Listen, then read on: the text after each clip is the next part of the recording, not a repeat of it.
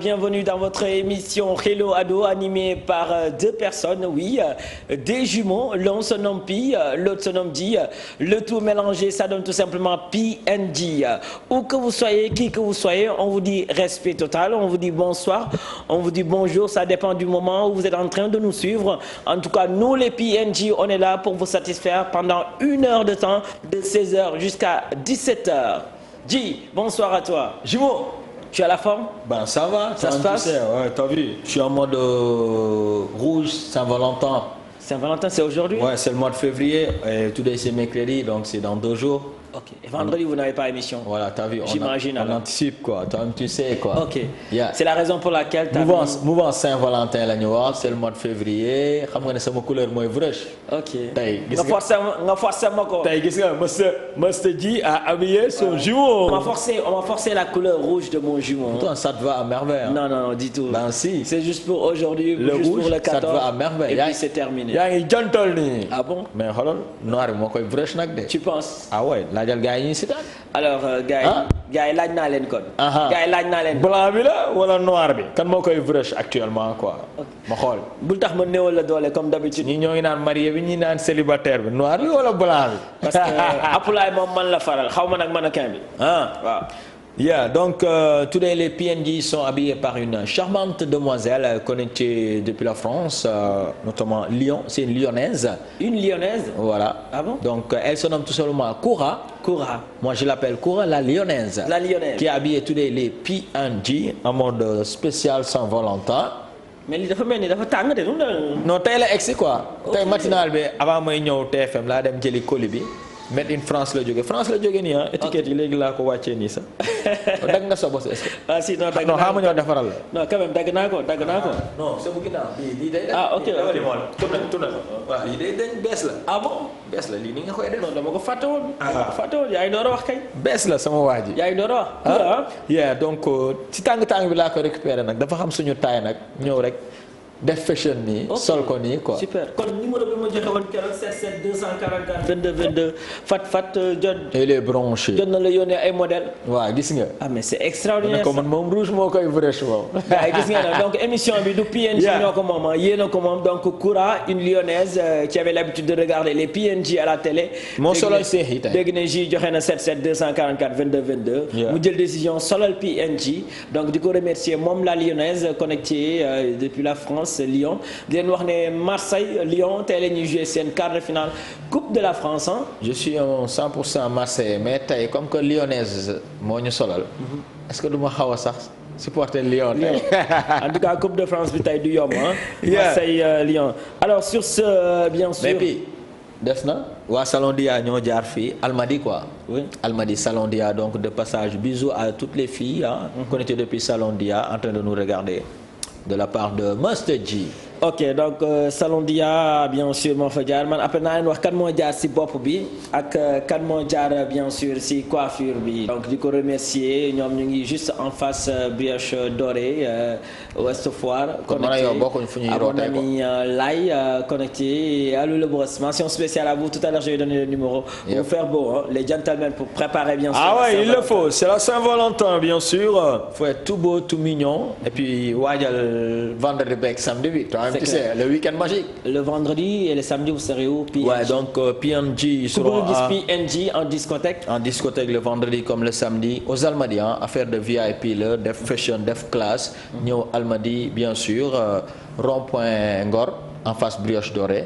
Donc Dream Sport American Bar la tudd. ok ay américain ay kaana yu soxor ñoo koy vrèche quoi. ok boîte le resto le mais c'est un truc de ouf. y a du tout. y a du tout tu vois da ngay get sa son. nga nekk fa vendredi nekk fa samedi. nekk fa samedi quoi. ok donc la soirée va se passer là-bas de 0h à 5h du mat mixé animé par PNJ gars yi def leen seeni ay rouge yu baax ngeen ñëw ñu vrèche leen ay son yu amul fenn. ok donc avant 0h papa yaay doom mun ngeen ànd ensemble. voilà ngeen reer si bien sûr foofu parce que tout est permis et il y a du tout là-bas. En face Brioche Dorée route des Almadies bien sûr ça s'appelle Dream hein. PNJ seront là-bas la puissance Eva elle sera là-bas aussi notamment le samedi parce qu'elle a choisi bien sûr le samedi elle en spécial discothèque. ñi nga xamante ne tamit amuñu Valentine.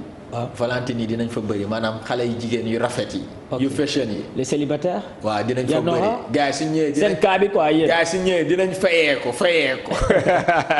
Ok, alors le menu, je pense, j'imagine, Mr. G, ça doit être riche aujourd'hui. Comme d'habitude. Le menu de PNG ce soir. Comme d'habitude, toi-même, tu sais. En tout cas, vous êtes gâtés, les téléspectateurs. Avec pas mal d'exclusivité. Comme tu le sais, les PNG, ils adorent les tubes. Les nouveautés. Les exclusivités. Effectivement. Les remixes. C'est clair. Toi-même, tu sais. Et on va regarder pas mal de clips. Ay news, une narasetan. Et puis juste après aussi, on va accueillir today un artiste. Je ne sais pas si c'est un jeune garçon ou bien une demoiselle.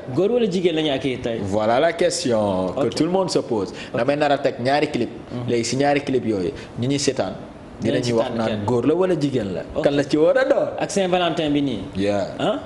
Ok, on ne sera pas seul, nous les PNG, on sera en compagnie de Teranga Sénégal. Alors Teranga Sénégal, c'est quoi? On est à quelques jours bien sûr du terminus, hein? On a quelques jours du terminus. Pourquoi? Parce que dans quelques jours ça va finir Teranga Sénégal. On va faire un petit break, une petite pause. Donc faut en profiter aujourd'hui. Dernier numéro de Teranga Sénégal ak PNG si mois de février bi. Donc tey bëgg naa képp ki nga xamante ne waaw décembre janvier yaa ngi doon tenter pour dugg tenter pour am enveloppe amuloo chance tey si émission PNG bëgg naa nga jël sa portable nga def 88 628 22 22 wala 88 628 04 05 wala 88 628 65 65 wala 88 628 99 90 numéro yaa ngi noonu si suuf gis ngeen mannequin bi ak appelay ñu ngi leen koy won ngeen mën a joindre PNG en direct ñu teral leen da ngeen choisir benn région ñu wax leen seen région enveloppe bi lan lañ si def bien sûr pour ngeen mën a préparer seen fêtu Saint-Valentin bien sûr à merveille ji. Alors sans tarder on va regarder un joli clip. Oui. Du groupe Express, notamment Jaman, qui a sorti un new single, new clip.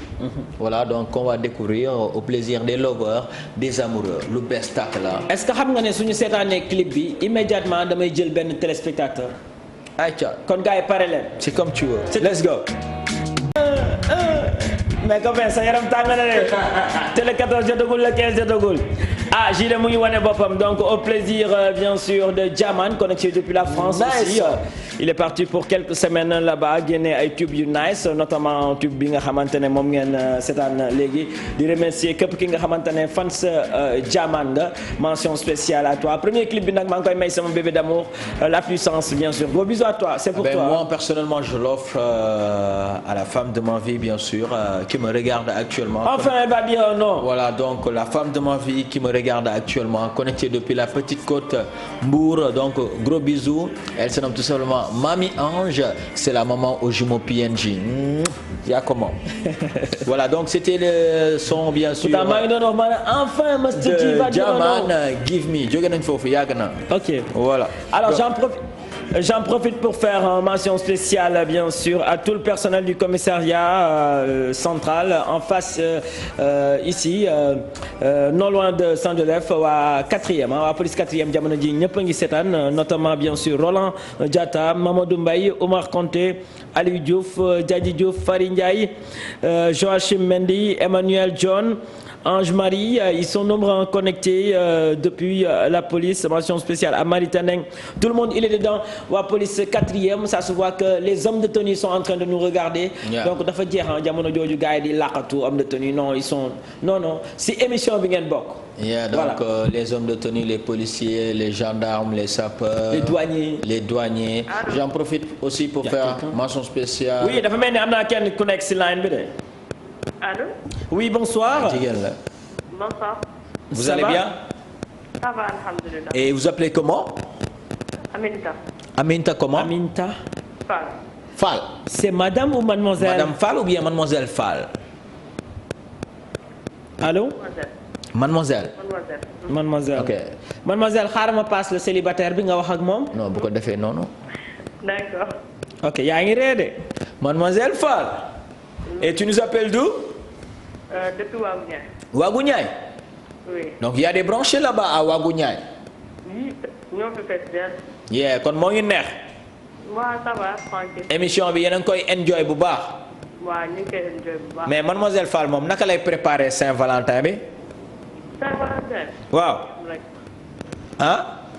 est-ce que duñ dem Love Connect bi sax bu Youssou Ndour. waaw dara defal loolu. mais yaa ngi pare sa 5 sa rouge bu baax. rouge bu baax kay. ok kon jeex na kon dinañ la gis samedi au Dream. incha allah. ok kon jeex na. kon foog nga teral la comme ça nga am passe boo ñëwee Almadies ah. voilà defal loolu. léegi si région yi ban nga bëgg ma tijjil la. région yi. waaw. ah tijjil ma Ziguinchor. Ziguinchor. Attention, attention, attention, attention. Je vais l'ouvrir. Ziguinchor. L'enveloppe. Là, une enveloppe de 50 000 francs. Ah bon? Ah ben ouais. ah yow à 2 jours à 2 jours de la fête yow daal nga si de. xoolal billet yi nu mu beesee. ah merci beaucoup kontaan naa. billet yu bees yi. wan ko mu gëm ne moom la. yaa ngi 5 yi. 1 2 3 4 5. am na ordinateur bi moo 50 koy nëbb wan ko mu gis ko. am na 50 000. voilà. gis naa ko. gis nga ko léegi. ah gis na ko leer na naaj. yaa moom lii. yaa ko moom de. léegi da ngay garder ligne bi comme ça ñu mën a jël sa coordonnée d'accord.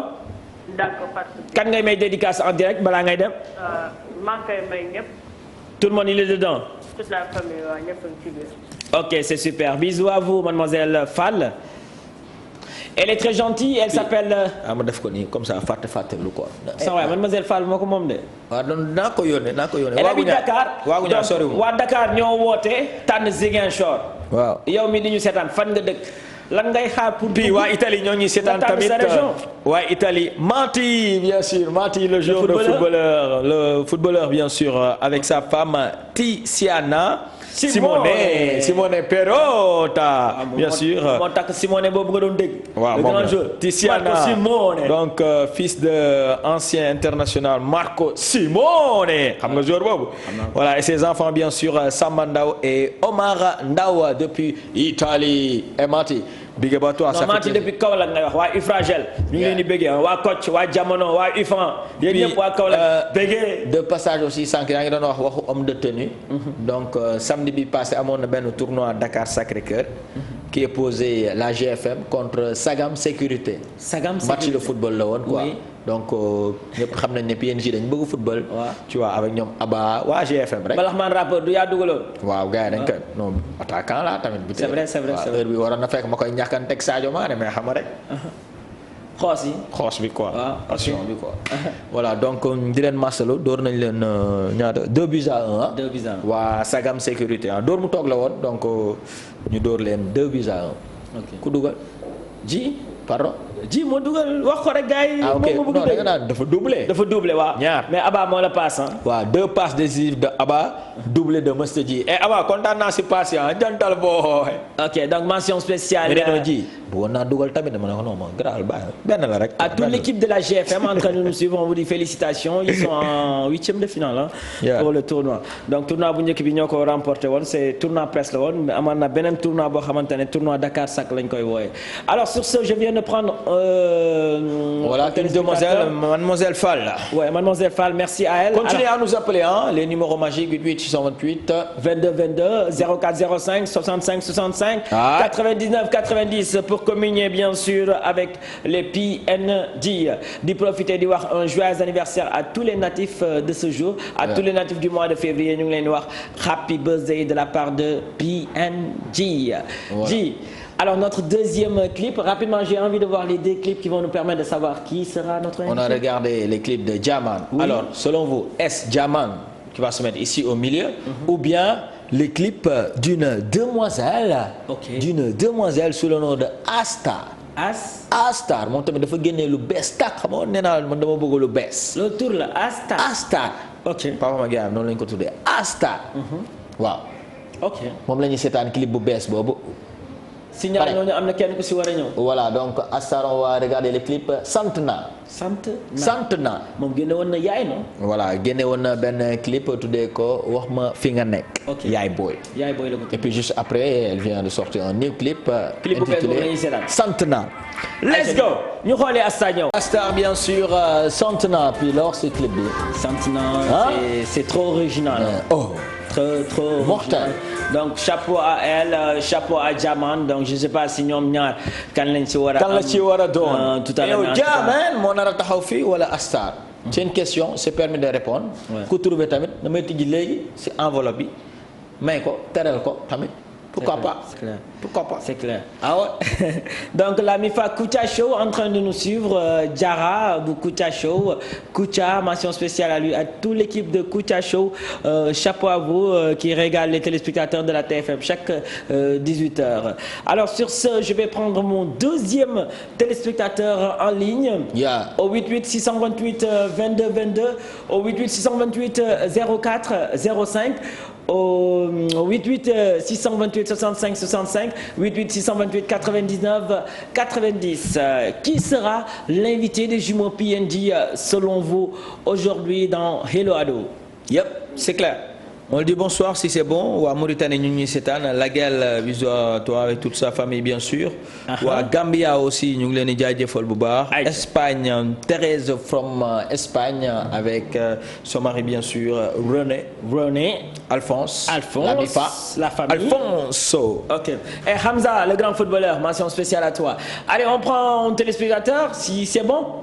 Aïcha yónnee leen ma benn jigéen wala benn góor. Sànq jigéen lañ jël bi pa yónnee leen ñu góor quand même góor yi foog ñu may leen enveloppe. Yeah. Et Ndiaye Ismaïla, big up à toi, Gabin, à tous les hommes de tenue encore une fois. ñoo ngi enjoy bu baax gars yi émission bi ñu ngi leen jaajëfal. Oui, bonsoir. salaamaaleykum waaw. kooku la Gaba wala bu Tim Kennedy. non sëñ Mbacke Ndiaye. Serigne Mbacke fan nga ñuy wooyee. maa ngi wootee Mbacke. Mbacke. waa Mbacke waay. waa Mbacke waa Diourbel. waa Diourbel way. naka émission bi yéen a ngi koy am foofu nice. waaw ñu ngi ko am fii naa di ko góor chaque mercredi. yow xamee nga Cheikh est-ce que. waaw. kan mooy pii kan mooy ji. waaw yow yaa ngi fii ji mooy célibataire bi. kan mooy célibataire ku taalal loxo bi instant yi mooy si kan. ma xool sa tàllal. taalal naa de. est-ce que du ji kon. ah. ji la. ji la wala pii la pii la wala ji la. ji. bravo. jantal mooy kii il est branché de ah. ji la célibataire bi la. léegi yow kan nga àndal célibataire wala marié bi. célibataire bi. cum fils ñaata 2-0 2-0 ah célibataire moo koy bëre. non troisième téléspectateur. 2-0 marié lay doon. 2-0 laa la Sëñ Mbacke nuyu nañ la naka Diourbel. waaw ñu ngi sant bu baax. dafa sedd wala dafa tàng jamono ji. maa ngi sant dafa tàng moom. dafa tàng. oui. ok waa Diourbel yéen a ngi prêt Saint-Valentin bi. waaw ñu ngi koy pare comme daf rek man ma xam naa sama maam lay àndal rek. d'accord. kan ngay àndal nga ne. sama maam. sa maam ngay àndal. waaw. ok ñoom soirée PNJ. yow wóor na ma ne da nga si bëri le moo tax nga naan non sama maam comme ça nga xam ne kenn du mer. non non sama maam rek aw ma si biir. ñoom Faatoog ñoom Astoog ah ñoom Nogoy kenn du si mer. waaw léegi. Aïcha waa Diourbel fan nga bëgg ñu ubbi tey. non Kaffrine daal ne sama xel Kaffrine. Kaffrine. Kaffrine moo nekk sama xel. nee na Kaffrine moo nekk maynam quoi moom. puis xoolal côté yooyu ndax Kaffrine moo ngi foofu. Kaffrine voilà Kaffrine moo nekk maynam kon xaaral ma def nii. bi ba man maa koy ubbi ah. ma ubbi la ma jox ko marié bi mu ubbi ko wala célibataire. non célibataire bi. célibataire moo lay ubbi. sa waay am.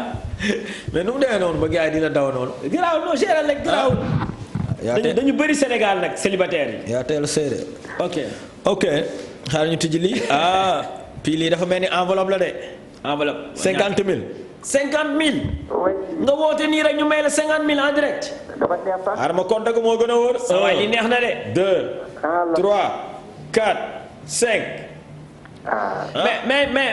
mais yow 50 000 yi loo si nar a jënd. non dama koy doon noosu Gabon ma sama maam rek. sa maam nga koy may. non da ngeen noote. léegi ma jancal la ko wala ma bàyyi waa TFM yónnee la ko. non mën nga ma ko dencal. ma jancal la ko ah. puis sànq defoon naa ok Serigne Mbacke. ma defaat pause. kan ngay may big up en direct balaa ngay raccroché.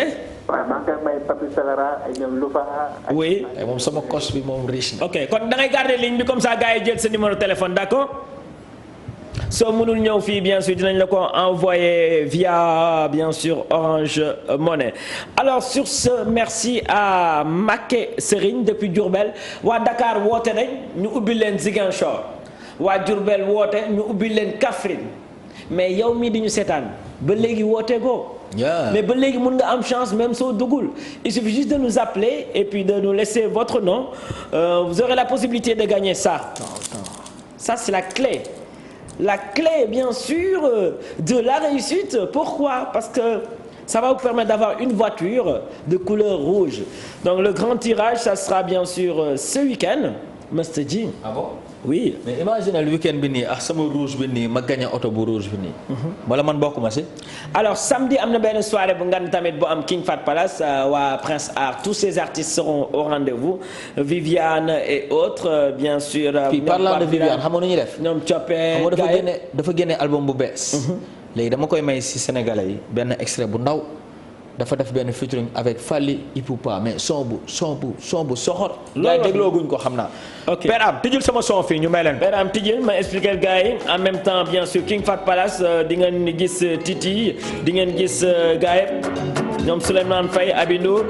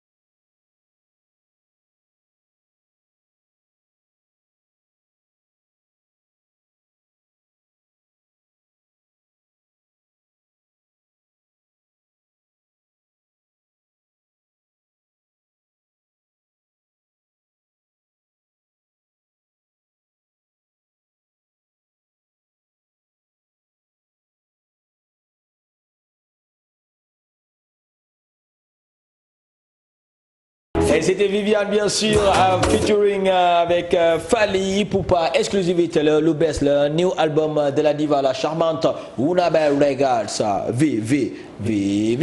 Alors j'en profite pour dire à Djidjak qu'on est de tout cœur avec lui. Djidjak c'est le manager de Viviane comme vous le savez ñi nga xamante ne dañuy jënd ay journal et tout xam nañ ce qui se passe bien sûr ces temps-ci avec le cas de Djidjak donc ñu ngi koy ñaanal souci yi mu am problème yi mu am bien sûr yàlla na si génn ak jàmm mu mun a ñibbi bien sûr këram nekk ak jabaram nekk ak ay doomam parce que Djidjak c'est un frère à tous les artistes bien sûr le manager de Viviane donc de tout cœur avec toi on te supporte mon frère peu importe ce qui se passe yaa defuloo peu importe mais nous on te supporte c'est tout.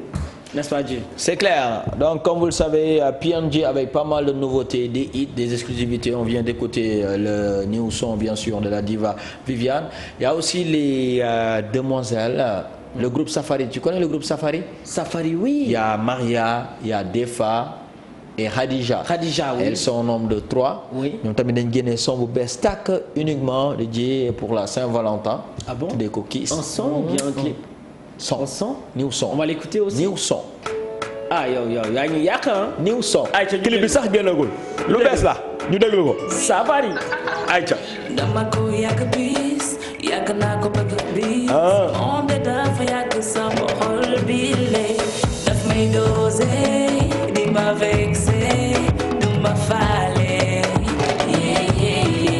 daf may béggee du ko wone du ma jege.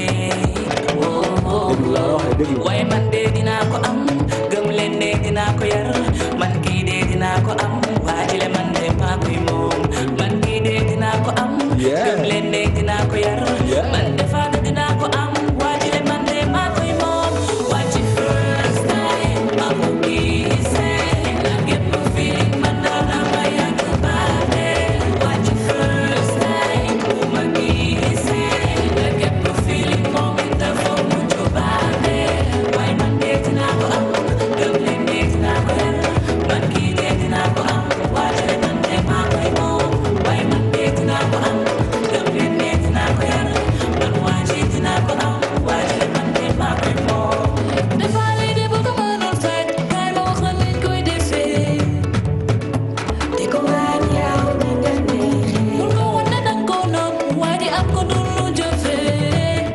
côté Mr P bien sûr après Viviane le groupe Safari a intitulé Kiss lu bees tàkk la exclusivité la. kon ni ñu koy maye neex na. si émission télé nga ñuy may ay son. ça c'est extraordinaire. clip bi sax génnagul moo tax ñu leen di vrai son yi nii. ok donc moi avant de prendre bien sûr l'artiste l'invité de Pi et de Dji j'ai envie de prendre un troisième et dernier téléspectateur bien sûr pour la première partie deuxième partie bi dinañ ñëw ak artiste bi tamit dinañ mën a woote waat mais pour première partie bi dama bëgg jël benn troisième téléspectateur teral ko. ayca ubbi nañ sànq Ziguinchor. ubbi nañ Kaffrine. oui donc des na yeneen région yaa ngi nii yeneen région yaa ngi nii donc ñoom Maysa ñu ngi seetaan Booking FM ñoom Kader. donc actuellement ñoom tamit ñu ngi leen di xaar si live and direct bi 88 le 628 22 22 88 628 04 05 88 628 99 90 c'est toujours possible de nous joindre bien sûr en direct ñu teral leen n'est-ce pas Dji, tu es d'accord? Yeah, c'est clair donc après ça ñoo ngi invité ñëpp bien sûr ce samedi à ne surtout pas rater ça sera bien sûr du lourd. Voilà, avec tous les artistes bien sûr qui seront là-bas. Ok, on vous rappelle que Titi sera là-bas, Souleymane Faye, Abinour, Carloni, Viviane, Idrissa Diop, Sidi Diop, Aïda Sam, Pape Biraham, bien sûr, ils seront au King Fat Palace. Donc foofu le tirage bi di am tirage bi nag di nga mën a gagner oto bi nga xamante ne moom la leen waa GFM may moom la leen Teranga Sénégal may ak benn enveloppe pour 3 millions donc képp ki nga xamante ne yaa ngi seetaan émission bi jamono ji mënoo woote mais envoyer tamit message naka ngay def pour envoyer message da ngay taper TER nga yónnee ko ci 22 025. allo oui allo. asalaamaaleykum. maaleykum salaam. ça va nga yëg yaa ngi cool. ça va alhamdulilah. noo tudd ak fan nga ñuy wooyee. Marème laa tudd di woote Golf. naka nga tudd. Marème. Mariem. waaw. mais Mariem sànq man may naa benn enveloppe waa Dakar. yow nga dëkk Dakar. baa ngi dëkk Golf daal. Golf mais Golf si Dakar la non.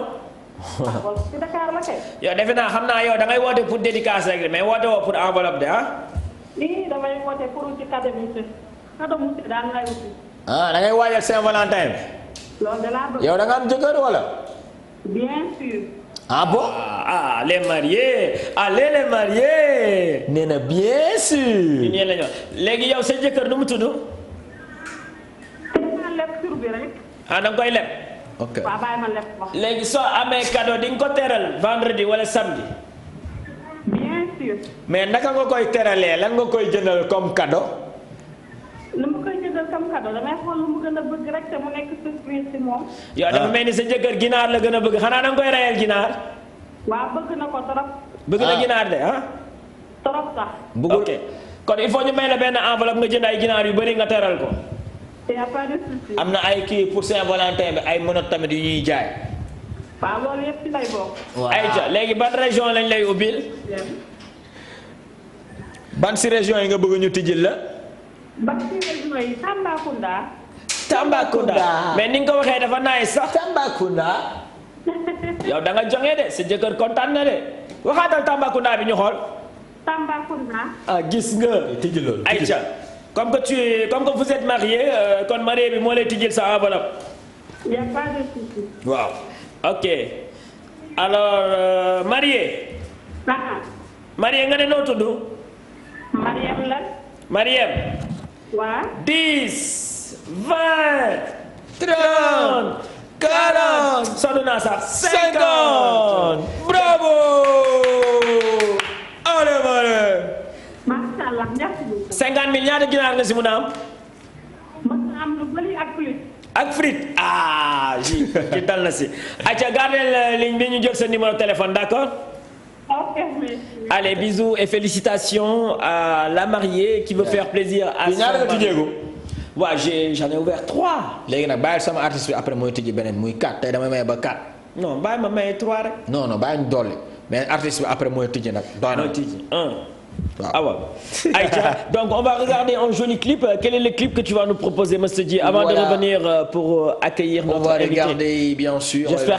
quel ou qui ne sera pas en retard comme nous a fait la fois passée Agbet. On va regarder le clip de Maître Gims avec son frangin Dadju. Maître Gims. Oui. Ah bon? Maître Gims featuring Dadju et Alonso, bien sûr.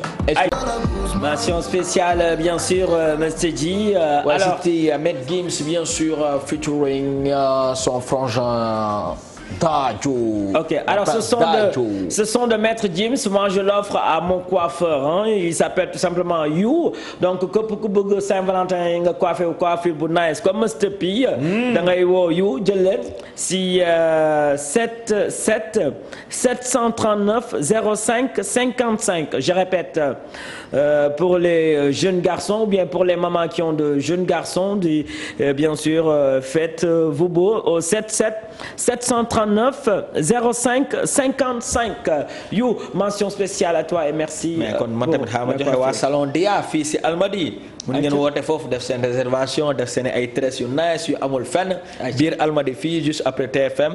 voilà salon Dia c'est le 77 038 36 74. Ok. 038. Je répète. Oui. 038. Oui. Waaw 36. 36. 74. 74. Voilà. Ok. Salon Dia. Pour les divas. Et encore une fois gros bisous à la diva la charmante Koura qui a habillé Mr. G and P xaaral ma def nii wane 5 bi. Ah bon? sama caméra woo ma jël parce que dafa mel ni taj mu ngi dëkk Kédougou nee na dafa soxla costume yi ah. taj c'est un papa de jumeau aussi Tafa bu tuggu. mention spéciale à toi. ah ouais. Aïcha kon daal fi nga mujjee fële. ah ouais. soo bëggee sax mën naa def nii sax. gilet bi. ma àll ko da nga bëgg ma àll ko. non mais gi dafa garaaw. baa ma simee ko waay. mais bi may sa amu ko. non baa ma simee ko waay def bi nii may sa amu ko. xam nga ñuy def xaar ma woon la benn affaire. waaw may teg son ma défilé si sax. fàttali ko temps yi ma doon défilé kii Playboy. Aïcha ñu dem. da nga fàttali temps yi doon défilé Playboy nga ne yow tamit da ngay ñëw bokk ma gañe la ngay jooy. ak dëgër fit la def nag. Aïcha ñu dem. Peram tijji sama son moom la. Peram tijjil ko son bi mu may ñu benn passage rek.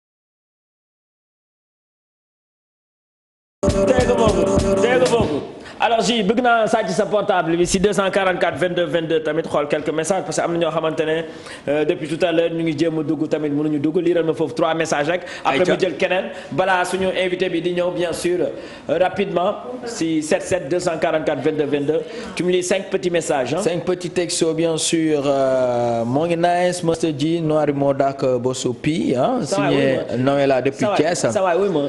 ak sa mention spéciale à vous Ahmed depuis UCAD nee na moo ngi cool Ndiaye dollar ñu ngi koy jaajëfal bu baax salut les jumeaux c'est déjà depuis Tivaouane Khadi depuis Maris en train de nous suivre Nogoy machallah seen costume yi nice na ki nee na def ngeen 5 c'est Tarkala nee na Tarkala signé Eva Awa donc ñu ngi koy jaajëfal. Awa soo bëggee bu gis bu mel noonu da ngay ñëw samedi Dream en face Brioche Dorée de Ngor PNG ñu ngi foofu en discothèque bien sûr international. Jamila merci pour les clips de Jaman moom ngeen invité signé Jamila moom nee na nday votel Jaman donc di ko wax bonne chance tamit voilà donc les textos on continue pour ñi nga xamante ne dañuy perte réseau di woote ñoo may tere lire instant yi. Fatima donc waa Auchan nee na ñëpp ngi seetaan émission bi. yeah donc de passage spéciale à eux. waa Gibraltar centenaire big up ça fait plaisir wane na ko moo tax bii bi génn na. gis nga. yeah merci Eva. ah bon. Ouais. Est-ce c'est elle qui cuisine ça pour moi chaque soir. mais yow puis en tant que marié naka ngay waajalee Saint-Valentin bi quoi mën nga ñu si may tuuti quoi. Saint-Valentin new look. waaw xam nga d'habitude dañu doon dund ay Saint-Valentin mais en tant que célibataire quoi. waaw mais là c'est des Saint-Valentin beaucoup plus matures quoi. ok c'est des Saint-Valentin beaucoup plus. léegi yow ban Saint-Valentin nga ñu mën a may boo xam ne dund nga ko mosoo ko fàtte quoi ba léegi mën nga ñu si may benn 30 secondes rek quoi. benn Saint-Valentin boo xamante ne ça m'a marqué. ban la si. parce que man Saint-Valentin yëpp ma marqué bul fàttali j'ai fait 10 ans avant d'épouser Eva. oh là là ouais. c'est beau ça. donc mais mën nga ma si may tuuti benn Saint-Valentin boo xamante ne dund nga am na man daal benn bu ma fàttaliku woon xam nga du ma fàttaliku lu baax. waaw benn Saint-Valentin la woon daal defe naa dañu doon animer rajo. waaw animation bi daal teew a jeex. Eva 5 nag def rouge am bu baax toog di xaar paa bi nag paa bi teew pare teew tënk émission bi artistes yi di défilé rek. di ñëw di défilé ba 2h xaw ma 3h du matin. c'est vrai. xale bi daal jékki-jékki mer ji am cadeau baa ngi nii su paree nga jox ko maa ngi ñibbi. yow doo fàttaliku lu baax xaaral damay jël benn téléspectateur en ligne si 88 628 22 22 88 628 04 05. ma ñëw pour dund Saint-Valentin bi nga nekk si rajo bi rek teewoo pare. di cadeau bee ngi nii si après nga jox. di invité ku ne ah mais loolu la c'est le métier kon j'en profite pour delloo ñu ko képp kuy animateur képp kuy artiste nga nekk bien sûr si milieu bi amuloo temps bien sûr pour sa jabar amuloo temps pour say doom amuloo temps tamit bien sûr pour say nit yi la gën a jege souvent boulot bi dalay jàpp torop ñoom tamit gàcce ngaalaama bien sûr parce que léeg-léeg seen liggéey dina tax lu bëri dañ ko waroon def ak seen ay famille mais duñ ko def mais nañu comprendre encore une fois jàppale animateurs yi jàppale artistes yi nga xamante ne tey ñu ngi ci milieu bi ils ont presque pas assez de temps parce que su mel ni benn 24 décembre benn 31 décembre nga war a nekk ak sa jabar tu es obligé d'aller faire plaisir beaucoup de personnes nga nekk ci tournée yi et tout donc c'est compliqué kon yéen jabaru artistes yi amuñu seen fay jàpp leen teew baay one love alors sur ce J tu m'envoies un téléspectateur yónnee leen ñu beneen après ñu xool suñu invité bi ndax egsi na parce qu'on est à 10 minutes de 17h. Ah bon? Et il ou elle est toujours pas là. Ah ouais, tu sais c'est temps. Il y a des embouteillages à Dakar, faut quitter très tôt quand PNJ vous invite. Encore une fois, non star bàyyi leen heure sénégalais heure bu baaxul. da leen teel a quitter 16h 17h la ngeen quitter au moins 15h. pour être là à 16h. ñu teel a bokk ah. Ok Aïcha, est-ce qu'on peut m'envoyer un téléspectateur en ligne au 88 628 22 22 ou bien le 04 05 si c'est possible, ouais. Tu connais quoi, elle veut me manipuler. Aïcha. Je vois que tu galères à passer le step. Dama bëgg ubbi beneen quatrième enveloppe. Je t'avais dit que t'étais sauvage. À vrai dire, je suis pas très sage. Et tu vois bien ce que tu dégages. J'ai beaucoup de pression. Je suis trop charismatique. Tu kiffes mes chimiques. Elle m'a dit petit. Alors, J. Yeah. Je rappelle les numéros magiques. Et quand tu mens comme ça, t'as 40. waaye nank rek jànc ko pour week-end bi jànc ko pour week-end bi. D'accord. li la dese bëri na 88 628 22 22 kan moo nekk si numéro boobu 88 628 04 05 kan moo nekk si numéro boobu 88 628 65 65 kan moo nekk foofu 88 628 99 90 kan moo nekk foofu ji fan ngay sàcc fan nga bëgg ñu dem. ben bëgg naa ñu dem Mauritanie affaire yi demee noonu ay Gambia. ok waaw parce que dañuy woote fii quoi nee nañ duñu mën a dugg. quoi loolu moom métti quoi waa France waa Espagne waa Italie. Pape Cissé jàpp si waaye Pape Cissé jàpp si gars yi dañuy woote nee nañ ba sonn duñu mën a dugg waa France waa diaspora bi nii waaw. ay bëgg di leen dégg quoi. donc si c'est bon envoyez-moi un téléspectateur en ligne si c'est bon 88 628 22 22. Voilà le 04 05. Oui, il y a quelqu'un? Ok. Alors, s'il y a quelqu'un, vous me l'envoyez. On va essayer d'offrir notre quatrième enveloppe. On a offert à ceux de Tambacounda. Pour Ziguinchor, pour Kaffrine. Normalement war nañu am benn région boo xamante ne dañ ko tijjil suñu gars yi. waaw si yoon. si c'est possible quoi. alors puis de passage tamit une pensée pour tous les gens qui sont actuellement en Chine. donc temps yi xam nga li fa xew biir Chine tamit di yee sénégalais yi di yee képp kii nga xamante ne actuellement moo ngi seetaan émission bi di wax gars yi ñu gën a fagaru tamit quoi benn instant yi côté santé parce que sans la santé l'homme n'est rien benn instant yi voilà que muy xale yi muy mag yi tu vois ñuy toppatoo bu baax tamit xale yi di xool tamit avant ñuy lekk lépp li nga xamante ne si wàllum hygiène la tu vois ñu jéem ko teg si yoon benn instant yi fagaru daal moo gën a wóor benn instant di leen ñaanal tamit maladie bi nga xamante ne temps yi épidémie boobu moo ngi def ravage foofu si Chine di leen wax. On est de tout cœur avec vous, la Chine, les Africains qui sont en Chine, qui sont en train de nous suivre. On est de tout cœur avec vous, on vous supporte, n'ayez pas peur. Yàlla baax na di ngeen si génn Inch'Allah, bien sûr. Alors sur ce, on va faire notre délibération pour montrer aux téléspectateurs ban artiste moo fi war a teew ñu teg clipam si c'est bon pour l'accueillir. D'accord. Tu es prêt? Aja. Alors ñi nga xamante ne ñu ngi doon douter. ñu doon jouer jaamaan la wala beneen jigéen bi mu tudd Asta. léegi dañuy tegaat benn clip si ñaar ñooñu pour wan leen ne kii moo war a teew fii si digg bi ànd ak pii. wax ma fi nga nekk même si c'est pour quelques minutes on va le faire. C'est parti, let's go. Elle c'est la diva, elle c'est la puissance, elle c'est la plus belle, elle se nomme tout simplement Asta. Donc ces personnes qui étaient en train de regarder bien sûr ñi naan jaamaan la wala Asta, elle est là, elle vient d'arriver bien sûr ici, elle est venue en retard hein. Comment elle va? Ça va? Tu vas bien? Bien. Je te présente mon jumeau. Ah bon? Ok. Asta xamee nañu Pi. ji la wala Pi la Asta kii. ji ak Pi. non kenn ma ko wax. mais Asta noo def ba xamee jumeau yi. ah bien sûr ñun kay dañoo yàgg moom wax dëgg yàlla. c'est clair moom depuis longtemps depuis le début. bëgg daan ñëw Kennedy di ko tasaare. bien sûr bien sûr. ok duñ la bàyyi nga nuyu téléspectateurs yi mais dañ lay bàyyi nga jéggalu à travers le téléspectateur parce que ñu la doon xaar pendant 1 heure de temps. oh my god I know xam nga rek instant yi affaire bi ñu bëri fu mu nekk nii suñu jógee fii sax war naa dem feneen. donc c'est ça donc je suis vraiment désolée. les embouteillages. yes c'est ça donc hi everyone c'est Asta tey dama ñëw ci émission Hello Ado pour andi leen lu bees tàkk inchallah. ok alors ba nga doon ñëw tegal nañ gars yi benn clip bu nice. clip bu soxor lu bees tu vois parce que dañ doon ragal duñ la gis quoi ñu ne xaar ñu teg clip bu bees bi mais Asta bëgg nañ nga wax ñu lan mooy sa secret tu viens de sortir un son dédié à ta maman mooy bi ñu seetaan léegi avant que ñuy ñëw ci bu bees bi quelle a été bien sûr la force de Asta pour mu mën a jógaat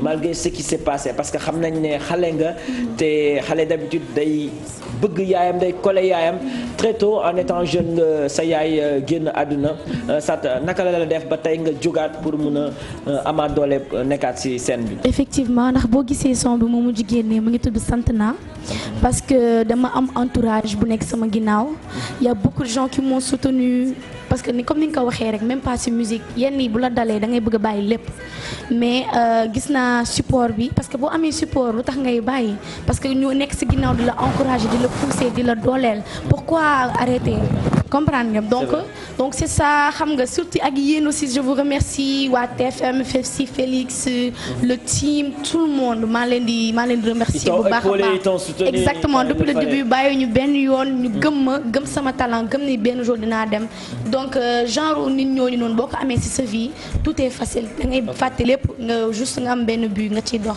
clip bu bees bi tudd naka. sant naa. lan nga bëgg sant kan nga bëgg sant. bon damay sant yàlla. damay sant yàlla et même pas yàlla juste en fait ñëpp laay sant. ñëpp laay sant. damay sant comme ni ma ko waxee sama entourage. ak képp ko xamante ni yaa ngi may soutenir yaa ngi may épauler. sama fans yi of course sama fans yi surtout parce que boo amee ay fans. donc surtout boo amee ay fans ñu lay supporter xam nga ñu lay won yenn mbëggeel yenn amour yi loolu ça fait plaisir. donc boo gisee loolu. balaa may def leneen dama leen di sant ñoom ñëpp ba pare. foo ko réalisé nii fan lañ ko tourné nii. bon bari na am na hôtel bu nekk Les Mamelles. léegi Asta da ngay dem hôtel léegi. ba di dugg hôtel. non bon hôtel bi c'était juste pour tourner clip Les Mamelles la nekk. donc juste si ginnaaw Auchan bi. foofu laa defee clip bi ak Grand Théâtre di leen remercier de passage aussi. Grand Théâtre laa defee danse yi la fête et tout ça. merci gis nga de. Asta le styliste moo fay jaar bis collection ak Raja styliste. ok Asta nga fële si danse traditionnelle côté fin bi le pourquoi da nga bëggoon wan ne gars yi tamit yow fu nekk nga mëne ou bien. c'est bien sûr dama leen wan ne que bien vrai que américaine laa benn côté mais je suis aussi sénégalaise. te dama bëgg wane valeur boobu tamit. mais américaine nu muy mel Kaana naka lay mel. ni mu war a mel rek. day soxor day soxor. ok aujourd'hui tu as quel âge? 17 ans. 17 ans donc il te reste un an pour tes 18 ans. 17 ans pas un an juste avril bi di ñëw incha allah. ah bon avril. ok on le fêtera ensemble là. Nous c'est le week-end de Pâques dimanche Pâques. On le fêtera ensemble. D'accord, Inch'Allah. N'est-ce pas? Donc Asta, une jeune fille âgée de 17 ans. da ngay wax sa waa classe yi lay seetaan. sama waa classe yi. noo koy dundee la fekk nga nekk star nii di feeñ télé après nga war a dellu classe nii di jàng nii war a toog benn Demba loolu noo koy dundee. bon c'est pas facile benn côté mais xam nga rek man dama nekk ko xamante ne ma wàcce sama bopp su ma demee mel wan leen ni que man élève laa nit laa comme yéen. su ma demee wàcce sama bopp nekk ak ñoom xarit et tout ça comme ça du am yenn ni suñu diggante donc c'est juste ça. instant yi miin nañ ma miin naa leen donc y a pas de problème instant yi. ñu may encourager bu baax aussi. fan lañ la mën a situer artiste chanteuse parce que damay gis commentaires yi sur ce clip feeñee ñu naan la future Viviane la future Beyoncé fan lañ lay situer benn mbalax. si mbalax maa ni lañ lay situer wala si. kaana yi fan lañ lay situer. bon man pour nga situer ma c'est un peu difficile. parce que comme ni nga ko waxee man damay bëgg wone fépp fu ma mënee. te loolu laa bëgg déjà damay wone mën naa côté bi xoolal déjà afrobeat bi ma ñëw ak mbalax bi et tout ça genre tuuti africanité après dina am yeneen style de musique yoo xamante ne moom laa bëgg laal ak yeneen affaire pour wan la ni que Asta du fenn rek la yem moo tax c'est difficile parfois ñu wax ma. kii ngay ndróol wala kii parfois da ngay gis kii ngay ndróol kii naa ma kii ngay ndróol. ñu dem États-Unis wàññil ma son boobu ñu dem États-Unis may ñu benn freestyle 30 secondes rek à ta guise quoi boo xamante ne waa États-Unis dañ ci sentir seen. all right. après ñu dellu Afrique. ok ñu dem xanaa ma dóor benn Beyoncé comme snapal li am. voilà snap ko xaalis yoo koy snap fii lépp la ñuy snap Apulaay daf ñu may 3 minutes 3 minutes moo ñu dese donc 3 minutes yi dañu on va en profiter pour bien sûr permettre à tous ces téléspectateurs qui nous regardent de mieux connaître Asta on y va. Acha let's go. Father, I just want to say thank you. Even if you started this, my whole world on me. Yeah. Super. Oh, c'est beau. Non, diable, on revient en Afrique. Yes. Voilà, nous on en Afrique. Ay africain lañ. OK. Voilà, let's go. Attends. Made in Galsen. Made in Galsen. OK, let's go. Bëgg naa xam sama yoon bëgg naa xam ki ma doon te ñaanal lépp leen ñi ma wër ñëpp a fier alhamdulillah alhamdulillah. Oh là là, oh là là. léegi Asta c'est le mois de février. week-end bi Saint-Valentin la.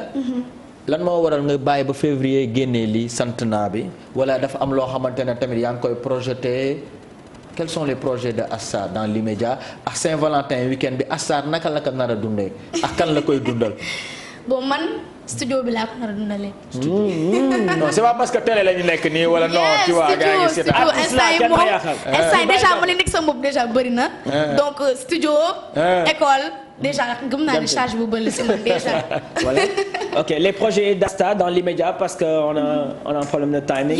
bon déjà exactement donc comme ni nga ko waxee comeback la maa ngi ñëw par ndànk-ndànk ak yeneen facettes yeneen affaires. beaucoup de choses. kon da ngay génne ay single ay clip ndànk-ndànk. exactement déjà comme ni ma ñëw rek. boum surprise gars yi si son bi noonu laa bëgg a def si yeneen projet yi. donc surprise la bëgguma si wax daal. super mais xam leen ni daal Asta mu ngi ñëw si yeneen affaire. ok c'est important alors est-ce qu'on peut avoir le contact de ton manager. parce que tey les écoles sont là. les journées dégg naa moo la yor moo lay coacher mooy. mais macha allah. les journées culturelles vont arriver pour peu de temps. Il y a les soirées de gala et tout gars yi bëgg nañ di gis Asta muy prester est-ce qu'on peut avoir le numéro de ton manager ou bien ki nga xamante ne mooy gérer bien sûr bu ngeen bëggee samay contact da ngeen di woo 77. ji jëlal ma ko foofu. 77. oui 544. 544. 35. 35. 12. kon ñi sa fan si tamit mën nañ def ay snap foofu yónnee foofu seen ay vidéo. Exactement seen vidéo everything 544 35 12. 35-12. Ok, c'est important. Alors, vous remerciez qui? Asta?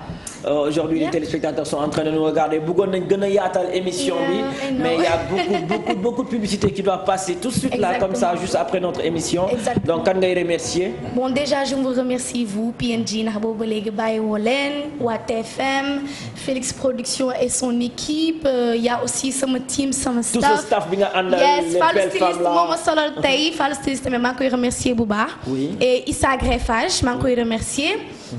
Il y a aussi Wally Soxna Aydara parce que ñoom tamit dañ may épauler dañ may jàppale bu baax. Wally Seck.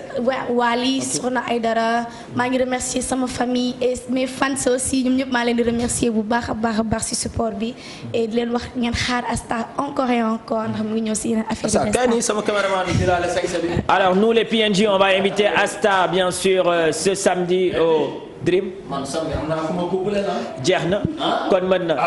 Donc Asta PNJ, on t'invite ce samedi. Tu connais Dream, non? Dream, ouais. Dream American Sport Bar. Inch'Allah. Il y a tes amis américains qui ont ouvert une nouvelle boîte là-bas. On va t'inviter là-bas. Inch'Allah. On fera le show. Inch'Allah. D'accord. Alors, amis téléspectateurs, elle est là. Asta avec PNJ vont clôturer bien sûr l'émission. Tu as un petit mot à dire? Bien sûr. Déjà benn jour bu spécial parce que tey anniversaire u Fifsi la. Ah bon? Di ko souhaiter joyeux anniversaire à toi. Donc happy birthday bi la ñuy tëjee émission bi di leen jox rendez-vous mercredi prochain. Let's go J.